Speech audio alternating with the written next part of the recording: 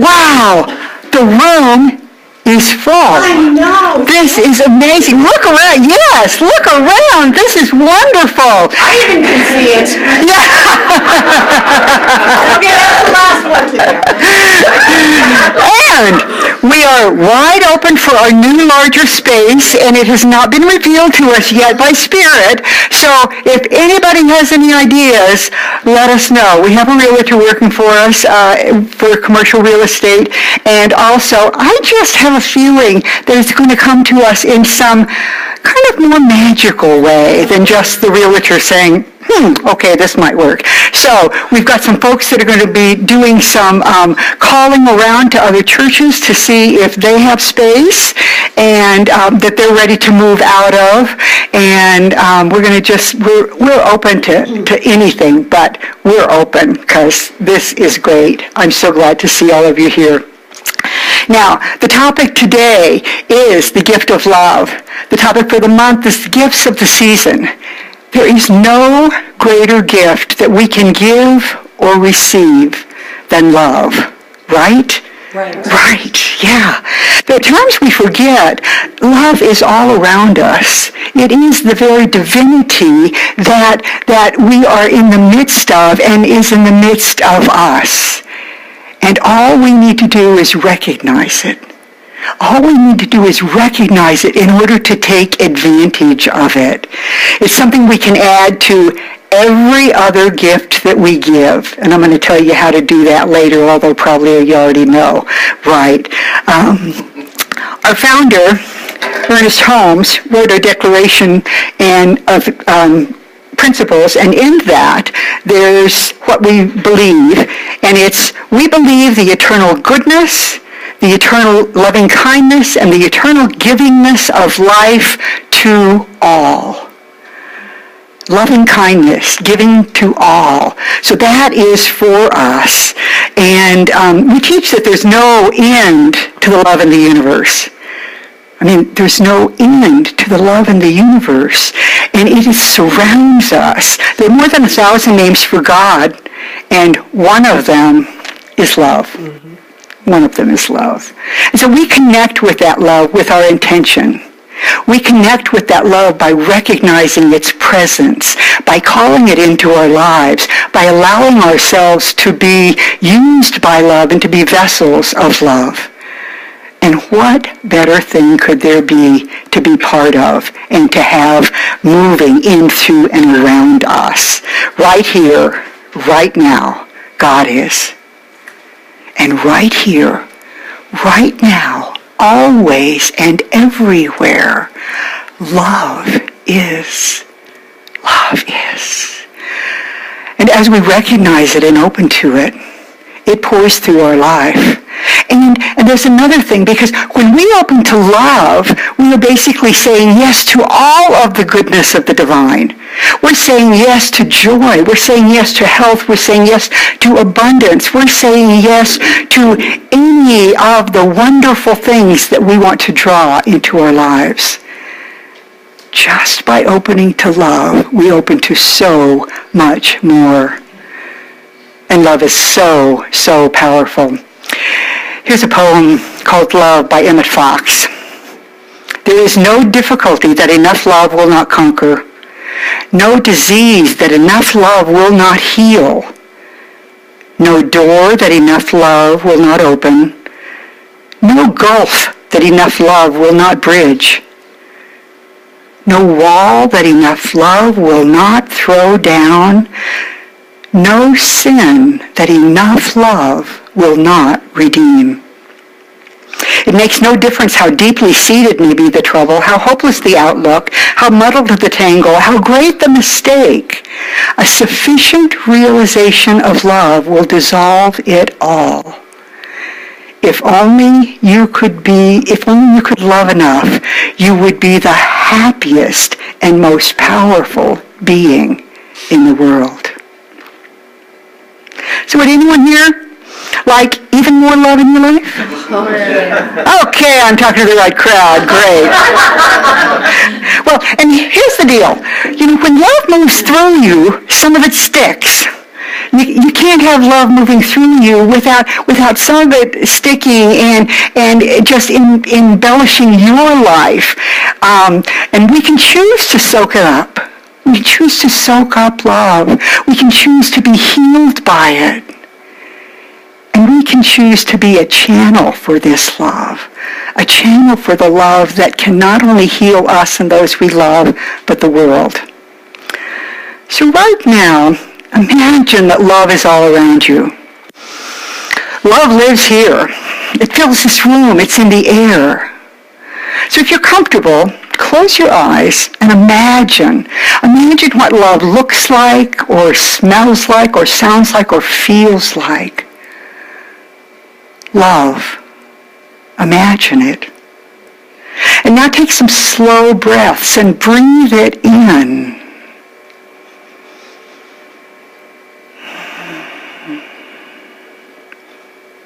Breathe it in deeply, allowing it to fill your lungs and your heart.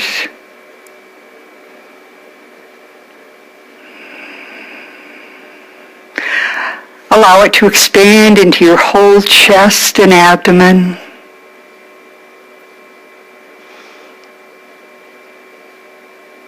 And let it move out into your arms and legs and hands and feet.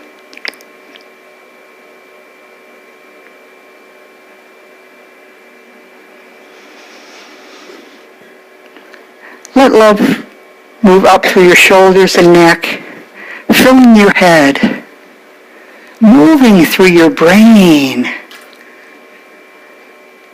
washing your eyes and your ears, and bringing a smile to your face. Love. And when you're ready, open your eyes, knowing that you can always come back to this later. It surrounds us. It's here for us to breathe in. Now, I'm a pretty practical person, kind of a hands-on person, and I don't want to just know this in my head. I want to experience it. I want to feel it. I want to feel the love moving through me. Don't you just love to love? The feeling that we get when we feel love for someone or something is just so magical and so powerful. It enlivens us, and it enlivens all who are around us. So right now, think of someone you love. It may be a spouse, a partner, a child or a grandchild. It could be a beloved pet. But just imagine this one that you love.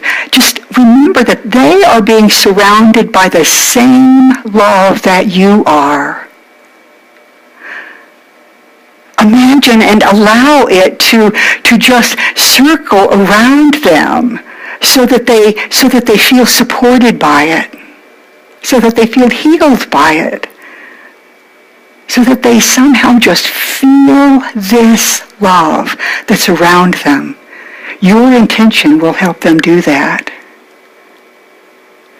Now, many of us are wrapping presents at this time of year. So we can add love to that too. Actually, when you wrap a present, maybe you've already wrapped, I'm behind, but probably you've already wrapped. But I know some folks are way ahead, right, yeah. Imagine that you can fill each box, each bag, each envelope with love, so that when it's opened up, the person that opens it up just feels this rush of love coming up and surrounding them. Can you imagine? And this will work even if you've already wrapped them, even if you've already mailed them, even if they've already been opened. It's never too late to imbue your gifts with love. Never too late. So, that's something that we all can do, because as we put love into all of these things that folks are going to open and love, it makes it even more powerful. It makes it even more joyful, even a better gift than we could have given without the love. Absolutely. Now, it just so happens that we have a bunch of gifts under this Christmas tree. Now, these gifts are for Precious Child, a wonderful organization, and that gives them to families, kids of families who are economically challenged and may have challenges in other ways. So right now, for a minute, let's just beam love on all of these presents, on all of these gifts. Just love, love, love. Love, love, love. Knowing that when they are opened, the love just flows out and encompasses them. Making their holidays something really special. Allowing them to feel loved. Allowing them to feel love. It's a magic, magic thing that we can add to any gift. I love this poem by Rainer Maria Rilke. Okay, now I've got the thank you. What would I do without her, you know? Believe in a love that is being stored up for you like an inheritance. And have faith that in this love there is a strength and a blessing so large that you can travel as far as you wish without having to step outside it. Wow.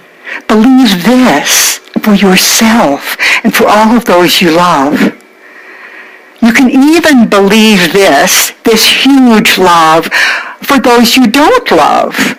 Maybe for those hard to get along with relatives or politicians or coworkers or news media people. I mean, you can spread this love to everyone, just imagining it.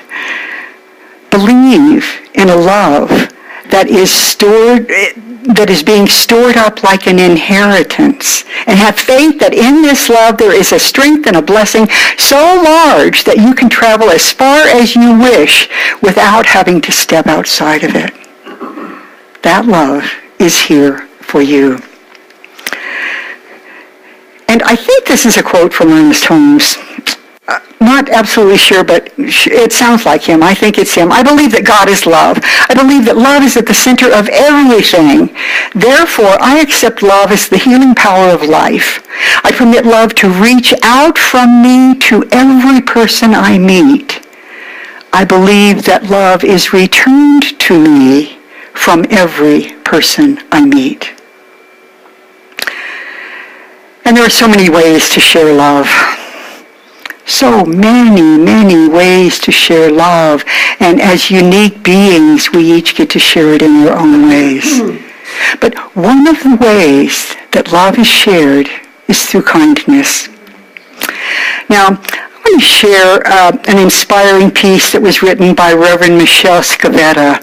She's the teen minister at Mile High Church, and she wrote this about, November 30th, last day, after finding out that yet another teen from Mile High had unexpectedly died. Now, I don't know the circumstances, but this has happened way too many times. And so here's what Reverend Michelle wrote. As the world struggles to figure world things out, we wonder, why is there death? Why is there pain? Why do we hurt each other when life is short and precious? I can't fix the pain death causes or the pain politics cause, but I can add kindness to the mix. I can do my part. So that's where you'll find me, she says, adding kindness by holding doors for strangers, letting people cut in front of me in traffic, saying good morning, keeping babies entertained in grocery lines, stopping to talk to someone who's lonely, tipping generously, calling you by the name on your tag, waving at police, sharing food, giving children thumbs up, being patient with sales clerks, and smiling at passersby as often as I am able, and providing a helping hand or two. She says, I will not stand idly by and live in a world where unconditional love is invisible. I'm going to repeat that one. I will not stand idly by and live in a world where unconditional love is invisible. We want our love to be seen. She goes on to say, join me in showing love, judging less, and being kind more often. Find your own way to swing the pendulum in the direction of love. Do it for those who are no longer here. Do it for those of us who are still here. Be kind to a stranger today and every day. Hug a family member. Tell a friend how much they mean to you. Pick up the trash, plant a tree, volunteer. Pay it forward because life is short, but your kindness lasts forever. Be the change. Be the light. Start today. The gift of love is here for us. It is here for us to unwrap and enjoy. It is here for us to share in our own unique ways. So your homework, should you decide to accept it, is to go out this week and love. Love. Absolutely be the love you want to see in the world. Share it in as many ways you can. Soak it up. Spread it around. And trust me, if you take this homework assignment seriously and go out and play with and share love, you will have given yourself and all of those around you the greatest gift, the gift of love. And so now, as practitioners, stand with me in high consciousness. Let's move into prayer.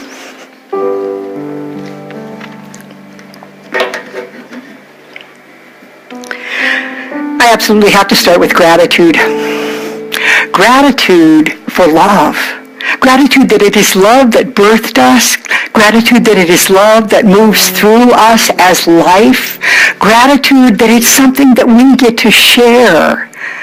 Gratitude that Spirit, God, the universe, life is love. And it is here for us. It is here as us. I know that I am one with that love, and I know that for each person here. I also know that because I am one with that, I have access to all of the goodness of God. And so I claim the creative process to just instruct the law by knowing, by feeling the truth. And so what I declare for myself and for each one hearing my voice is that love is alive in us. Love is alive in us. It guides us. It shows us the way. It provides the opportunities that are perfect for us, the perfect people. And yet love is available for us to receive even if we don't receive it from any particular people. For love is in the air. Love lives here. Love lives wherever we are. And so I know that as we go forth this week, we remember that. We are reminded about it in clear and delightful ways. Spirit just pops up with things that remind us that we are loved, that we are loved, that we are here to share love, the greatest gift of the season. And so knowing that this is true, knowing that this is the way it is, that there is nothing in the universe to argue with what I have said, I simply let it go into the law of love, allowing it to express perfectly for each one of us, perfectly and uniquely for each one. And if you would like to claim this as well, I invite you to say with me, and so it is.